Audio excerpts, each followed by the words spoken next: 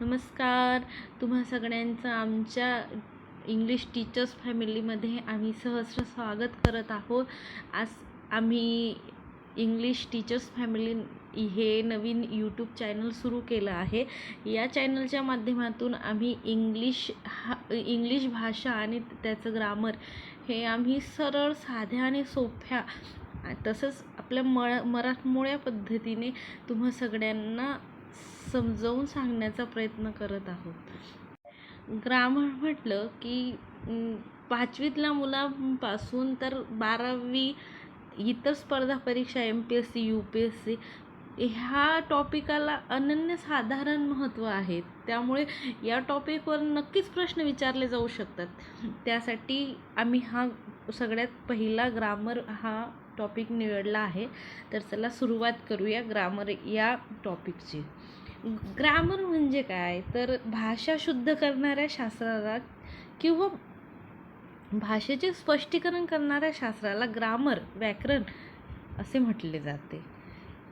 आणि जर हेच तुम्हाला इंग्लिशमध्ये सांगायचं झालं तर rules of a language governing the sound, words, sentences and other elements as well as there combination and interpretation. म्हणजे साधं ढोबळमानाने सांगायचं झालं तर ग्रामर हे एखाद्या भाषेचं स्पष्टीकरण करतं किंवा त्याला शुद्ध करण्याचं काम करतं. तर आता नेक्स्ट आपण ग्रामर शिकत असताना अगदी सुरुवातीपासून बेसिकपासून आपण शिकणार आहोत. तर सगळ्यात पहिलं जे चॅप्टर आहे ते नाऊन आहे. तर चला नाऊनबद्दल आपण माहिती घेऊया. Chapter first, noun. नाऊन म्हणजे काय, तर नाम. त्याची डेफिनेशन कशी करता येईल, एखाद्या वस्तूचे, स्थळाचे, गटाचे, व्यक्तीचे, स्थितीचे नाव म्हणजे नाव किंवा नाम होय. आणि इंग्लिशमध्ये याला जर सांगायचं झालं तर a noun is a label given for any place, things, events, idea, concepts and so on. म्हणजेच काय, ढोबळमानाने नाऊन म्हणजे काय, एखाद्या व्यक्तीला किंवा गटाला तुम्ही कोणत्याही नावाने संबोधतात ते त्याचं नाव झालं, त्यालाच ते नाम म्हणतात. तर काइंड्स ऑफ नाऊन, नामाचे पण प्रकार आहेत. ते 6 प्रकारचे नाम आहेत. मी ही जी आकृती बनवली आहे सहज तुम्हाला समजायला सोपं जावं म्हणून मी ही आकृती बनवून दाखवली आहे. काइंड्स ऑफ नाऊन हे 6 प्रकारचे आहेत. त्यात common noun, proper nouns, abstract noun, material nouns, collective nouns and gerund nouns हे 6 प्रकारचे नाउन्स आहेत. तर आपण प्रत्येक नाउन्सला सिम्पली करून आपण त्याचे समजून घेणार आहोत. काइंड्स ऑफ नाऊनमध्ये पहिलं नाऊन आहे कॉमन नाऊन म्हणजे सामान्य नाम. तर त्याची व्याख्या काय होऊ शकते, जो शब्द एखादी व्यक्ती, स्थळ किंवा वस्तू यांना सामान्यपणे जे संबोधतात ते दर्शवितो त्यालाच कॉमन नाऊन किंवा सामान्य नाम असे म्हणतात. उदाहरणं त्याचे आहे शहर, खेडे, जिल्हा, पुरुष, मुलगा, मुलगी, रेल्वे, बस. म्हणजे काय, एखादी व्यक्ती, स्थळ किंवा वस्तू यांना सामान्यपणे म्हणजे ढोबळमानाने आपण जे संबोधतो त्याला ते सामान्य नाऊन किंवा कॉमन नाऊन असे म्हणतात.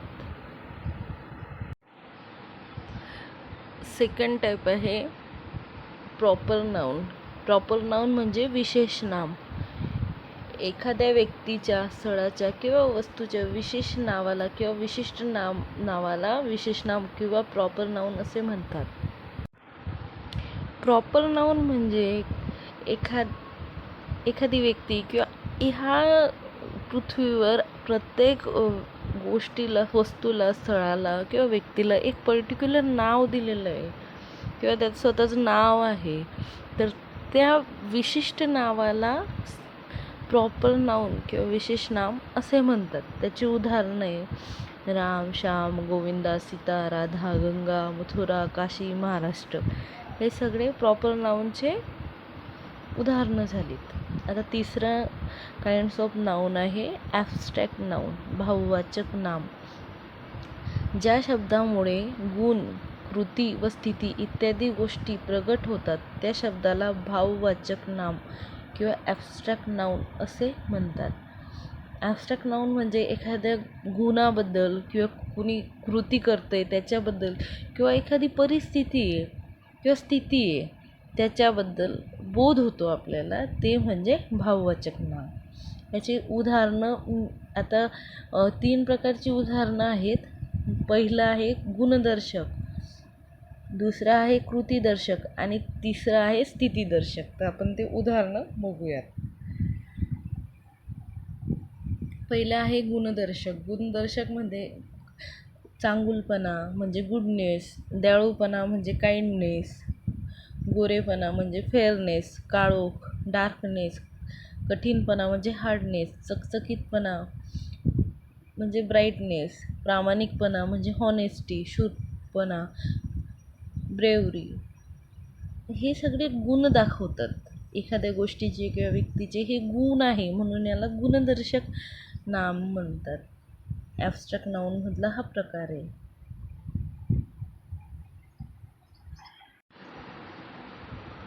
दुसरा उदाहरण आहे ॲब्स्ट्रॅक्ट नाऊनचे कृतीदर्शक.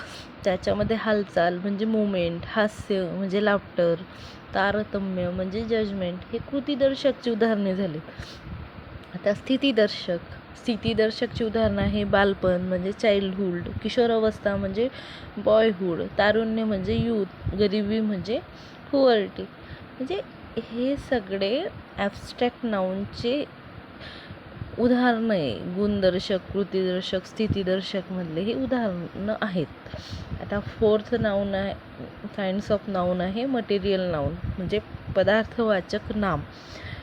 तर त्याची व्याख्या अशी करता येईल, ज्या शब्दामुळे पदार्थ, धातू, खाद्यपदार्थ इत्यादींचा बोध होतो त्यास पदार्थवाचक नाम किंवा मटेरियल नाऊन असे म्हणतात.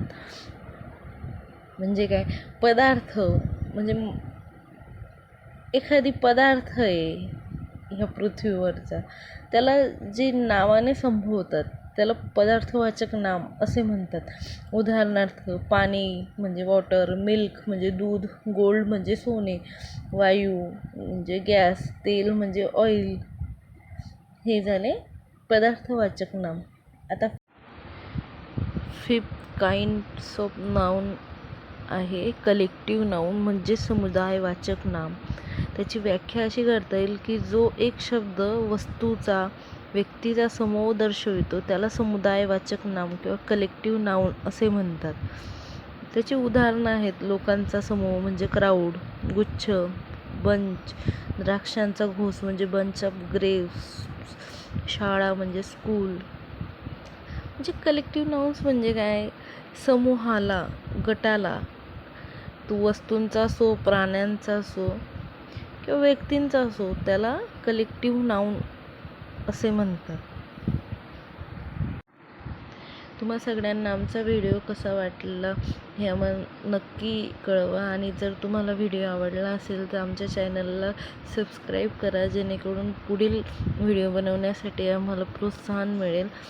आणि काइंड्स ऑफ नाऊनमधलं जे 6 टाईप आहे ते म्हणजे जीर्ण, ते मोठा टॉपिक आहे म्हणून तो आपण नेक्स्ट व्हिडिओमध्ये त्याची इन्फॉर्मेशन घेऊयात. Thank you for watching.